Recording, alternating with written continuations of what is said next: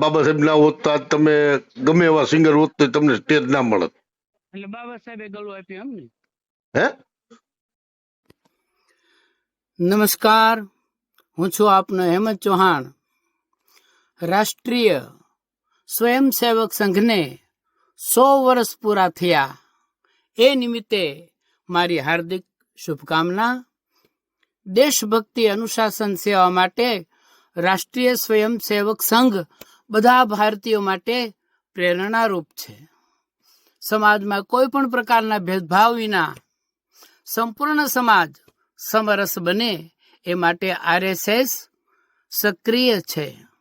આખો સમાજ પ્રથમ ભારતના ધ્યેય માટે કામ કરતો થાય તેવી મારી ઈચ્છા વ્યક્ત કરી અને આરએસએસનું કામ વધુ દૃઢ થાય એવી અભિલાષા. જય ભારત. ફોન હું કાપી નાખો છો હેમંતભાઈ?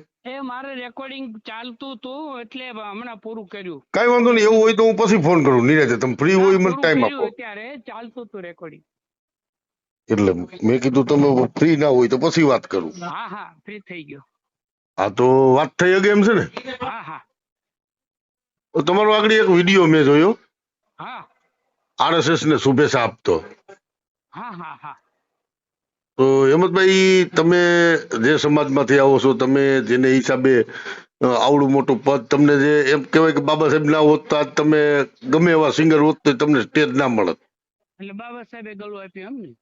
હે, બાબા સાહેબે ના પ્રતાપે હું આગળ છું એટલે મેં શું એવું કોઈ ભૂલ કરી? પણ તો આરએસએસ ને તમે શુભેચ્છા આપી તો આરએસએસ એવું શું કામ કરી મેં નાખ્યું તમે દલિતો સારું માટે? કામ કરો તો હું તમને આપું. પણ એમ નહીં, આરએસએસ એવું કયું કામ કર્યું તો તમે શુભેચ્છા આપી? તમે એપ્રિલમાં કોઈ દી શુભેચ્છા આપી? ઈ સારું કામ કરતા હોય એટલે તો આ હમણાં ઓલો તમારા રસિક ખખરવાળો જે મુદ્દો હાલતો હતો ને આરએસએસ ભરૂચ થી. ના ના, મેં તો આરએસએસ કીધું જ નહોતું ને તાર એ મદદ કરત.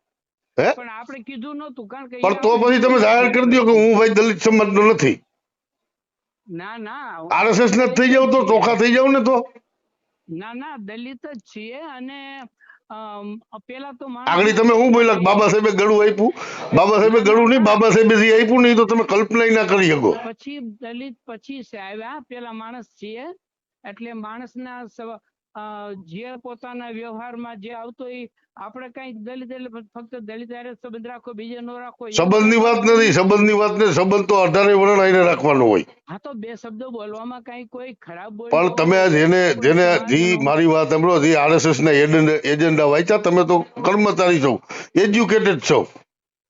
કોઈ અભણ માણસ હોય ને તોય બરોબર છે. પણ આપણે ઘરે આવતા હોય એના આરએસએસ તમારા ઘરે આવે છે? હવે બીજું એનું આરએસએસ તમારા ઘરે આવે છે? આપણને શું ખબર? એમની આરએસએસ તમારા ઘરે આવે છે? હા, મળવા આવે. ક્યારેક કોઈ પ્રોગ્રામ હોય, મારો ટાઈમ ન હોય તો હું ના પાડું. પણ એમ નહીં, તમે આ જાહેરમાંથી આરએસએસ નું નિવેદન દીધું, તમે ક્યારેય કોઈ દી એપ્રિલમાં બાબા સાહેબ ની શુભેચ્છા આપી?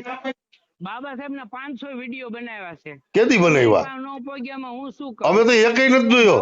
અમે તો એકઈ નથી જોયો. અમે તો એકઈ નથી જોયો. એકાદું ગીત સાંભળ્યું હોય બાબા સાહેબ? એમ નહીં, અમે તો એકઈ નથી જોયો. તમે અવળી બાબા સાહેબ ના ગીતો મેં ગાયા ને એટલે તમે ખાલી ગાયા છે ને, તમે ખાલી ગાયા છે.